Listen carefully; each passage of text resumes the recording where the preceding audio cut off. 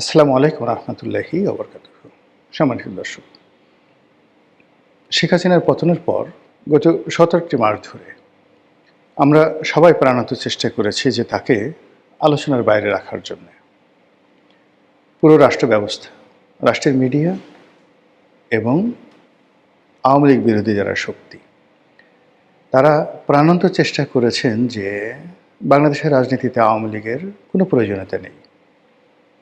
শেখ হাসিনা বাতিল মাল, তিনি আর কখনো ফিরে আসবেন না।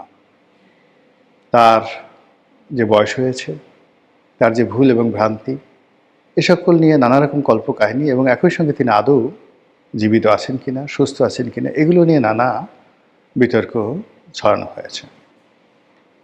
অবাক করার বিষয় হলো যে যখনই শেখ হাসিনাকে নিয়ে খুব বিতর্ক হয়েছে, তার অস্তিত্ব, তার অবস্থানকে অগুরুত্বপূর্ণ প্রমাণ করার চেষ্টা করেছে, অমনি তিনি বা তার দল এমন কতগুলো কাজ করেছেন যার ফলে অন্তত ১৫ দিন ধরে বাংলাদেশে ইয়া হাসিনা ওয়া হাসিনা, ইয়া আওয়ামী লীগ ওয়া আওয়ামী লীগ।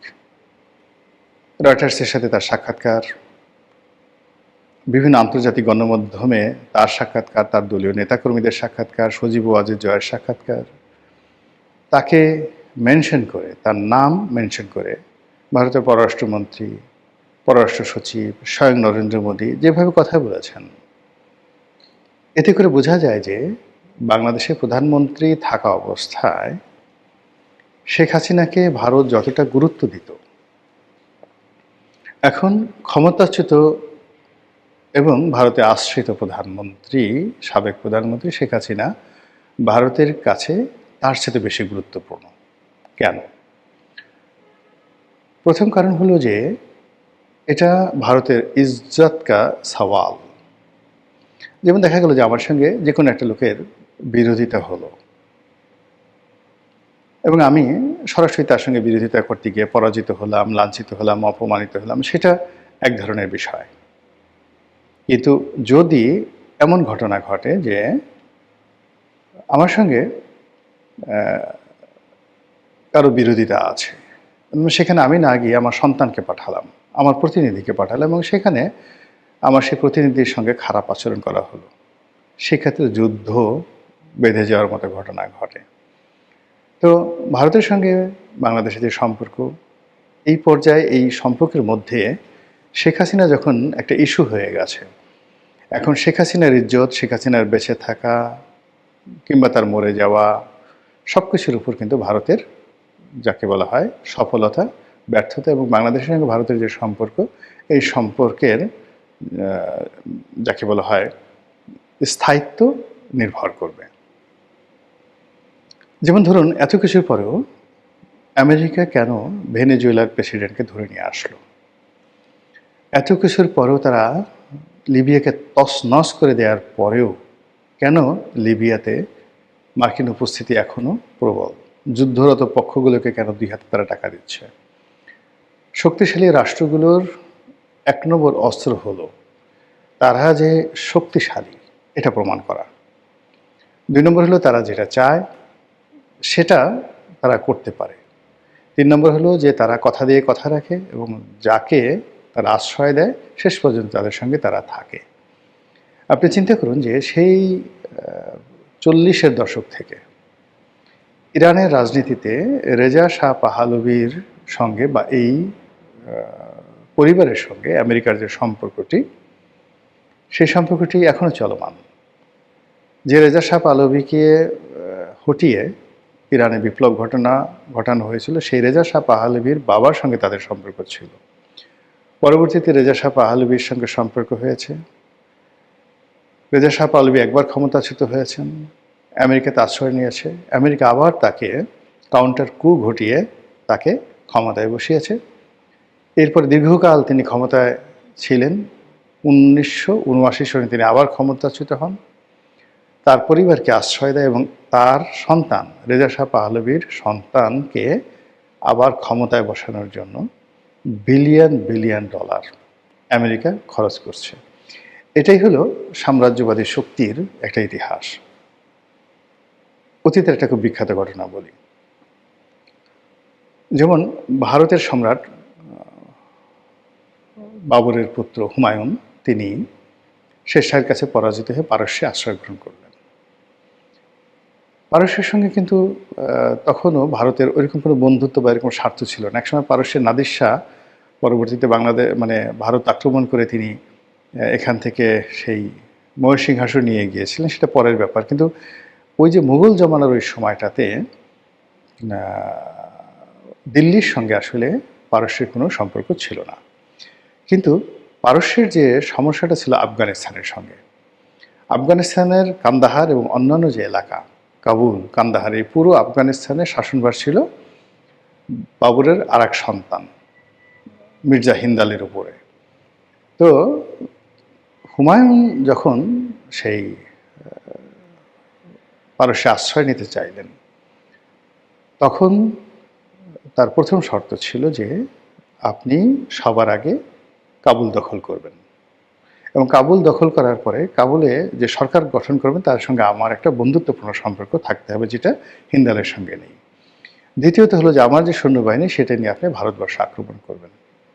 এবং এই শর্তে দেখুন সেই পারস্যের যে সম্রাট তিনি দীর্ঘকাল হুমায়ুনকে আশ্রয় দিলেন, এবং সেই তাদের সাহায্য নিয়ে হুমায়ুন আবার ভারতবর্ষ পুনরুদ্ধার করলেন বহু বছর পরে। আর সেই সাম্রাজ্য প্রায় ৩০০ বছর ভারত শাসন করল।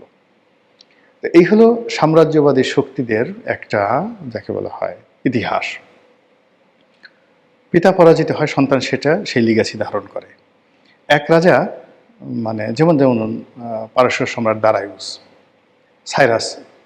তো সাইরাস ব্যাবিলন সম্পর্কে যে সিদ্ধান্ত নিয়েছিলেন, তারপর গ্রিস সম্পর্কে যে সিদ্ধান্ত নিয়েছিলেন, পরবর্তীতে তার উত্তরসূরি, তার আত্মীয় এবং মেয়ের জামাই দারায়ুস, তিনি সেই যুদ্ধগুলো চালিয়ে নিয়ে গেলেন, কিন্তু তিনি পারেননি। পরবর্তীতে তার ছেলে জার্কশেস তিনি সেটা সফল হলেন। তো এইভাবে আসলে পররাষ্ট্র নীতিগুলো, সাম্রাজ্যবাদী শক্তিগুলোর যে ধারাবাহিকতা কাউকে সমর্থন করার, সেটা থেকে যায়। তো ভারত যেহেতু এখন এই এশিয়াতে একটা সাম্রাজ্যবাদী শক্তি, সেই সাম্রাজ্যবাদী শক্তি শেখ হাসিনাকে আশ্রয় দিয়েছে বুঝে শুনে এবং চিন্তা ভাবনা করে। আর এখন তাকে যেভাবে তারা আশ্রয় দিয়েছে, যেভাবে তারা প্রোটোকল দিচ্ছে, যেভাবে তার পিছনে বিনিয়োগ করছে, এটা কেবলমাত্র শেখ হাসিনাতে থেমে থাকবে না। এটি আওয়ামী লীগের অন্যান্য নেতা, আওয়ামী লীগের সংগঠন, শেখ হাসিনার পরবর্তী বংশধর সবার প্রতি এই জিনিসটা চলতে থাকবে। যতদিন পর্যন্ত বাংলাদেশে তাদের স্বার্থ থাকবে, সংশ্লিষ্ট থাকবে, তারা কোনো অবস্থাতেই তাদের এই আশীর্বাদ, আওয়ামী লীগের উপর থেকে আশীর্বাদ তারা তুলে নেবে না। উদাহরণ হিসেবে জাতীয় পার্টির কথা চিন্তা করেন। বাংলাদেশে যারা ভারতের সঙ্গে আসলে ট্রাস্ট দিয়ে একটা বন্ধুত্বপূর্ণ সম্পর্ক গড়তে পেরেছিলেন, তাদের মধ্যে এক নম্বর ছিলেন হোসেন মোহাম্মদ এরশাদ।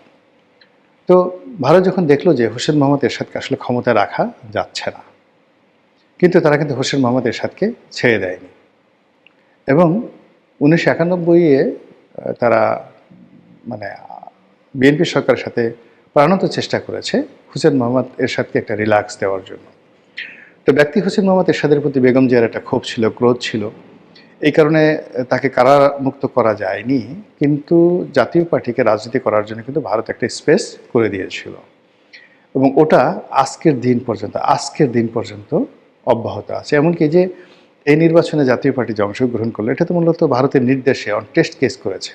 তারা জানে যে ফলাফল এরকমই হবে, যে ফলাফল হয়েছে এটা এরকমই হবে, এটা ভারতও জানে, জাতীয় পার্টি জানে। কিন্তু রংপুরের মতো জায়গাতে জাতীয় পার্টি একটা সিট পাবে না, এটা ভবিষ্যতে যখন বাজানো হবে তখন এই পুরো নির্বাচনের যে ইঞ্জিনিয়ারিং নিয়ে যে কথাবার্তা হচ্ছে, সেই ইঞ্জিনিয়ারিংগুলো নিয়ে প্রচুর আগামীতে কথাবার্তা হবে, এবং এটার জন্য ইঞ্জিনিয়ারিং যারা নায়ক মহানায়ক তাদেরকে কিন্তু যথেষ্ট বেগ পোহাতে হবে।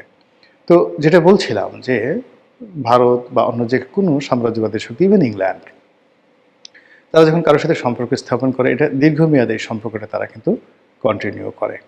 তো সেই দিক থেকে শেখ হাসিনার সঙ্গে ভারতের যে সম্পর্ক, এটি কোনো অবস্থাতেই অবনত হওয়ার বা এটি শেষ হওয়ার সম্ভাবনা একেবারে নেই, জিরো। অধিকাংশ যেটা মনে হচ্ছে যে আগামীতে যারাই রাজনীতি করবেন, সেটা জামাত করুক, বিএনপি করুক, তারা যদি ভারতের সাথে সম্পর্ক স্থাপন করতে চায়, সেই সম্পর্কের ক্ষেত্রে প্রিকন্ডিশন হবে আওয়ামী লীগের রাজনীতি পুনর্বাসিত করা এবং শেখ হাসিনার ব্যাপারে যতটা সম্ভব লিবারেল হওয়া। এবং এটা ছাড়া দীর্ঘমেয়াদে ভারতের সাথে তারেক রহমান সাহেব বলেন কিংবা শফিকুর রহমান বলেন, কেউ সম্পর্কটা স্বাভাবিক করতে পারবেন না। এবং এই যে দেখেন, রাজনীতিতে একটা ধারা যে কোনো রাজনীতি শেষ হয় না। যদি রাজনীতি শেষ হওয়ার কোনো লক্ষণ থাকতো, সেক্ষেত্রে তারেক রহমান সাহেবের উপর গত 17 বছরে যে জুলুম চলেছে, যে অত্যাচার চলেছে, সেক্ষেত্রে তারেক রহমান সাহেবের টিকে থাকার কথা না, কিন্তু তিনি টিকে আছেন। তিনি সেই 17 বছর পরে আবার ফিরে এসেছেন এবং আবার রাজনীতিতে পুনর্বাসিত হয়েছেন। কাজেই আওয়ামী লীগ শেষ হয়ে যাবে এবং কোনো রাজনীতি হবে না ইত্যাদি ইত্যাদি যে সমস্ত বিষয় রয়েছে, এটা হওয়ার নয়।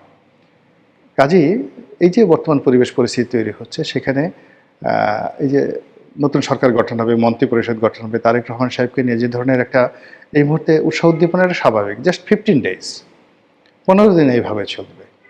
15 দিন পরে দেখবেন যে জামাত তার স্বরূপে আবির্ভূত হয়েছে। ওই নাসিরুদ্দিন পাটোয়ারি, ওই আক্তার, অন্যান্য যারা নাহিদ ইসলাম, তারপরে এই এনসিপির যে সকল লোকজন রয়েছেন, তারা বিকট শব্দে সরকারের সমালোচনা করছে। আওয়ামী লীগ আবার হুঙ্কার দিচ্ছে এবং রাজনীতির ময়দান আবার গরম হয়ে যাচ্ছে। আর যত গরম হবে, শেখ হাসিনার যে উপস্থিতি, প্রয়োজনীয়তা ততটা অনিবার্য হয়ে পড়বে ভারতের কাছে এবং বাংলাদেশের কাছে। মহান আল্লাহ আমাদের সবাইকে হেদায়েত দান করুন এবং হেফাজত করুন। আসসালামু আলাইকুম রহমতুল্লাহি ওয়া বারাকাতুহু।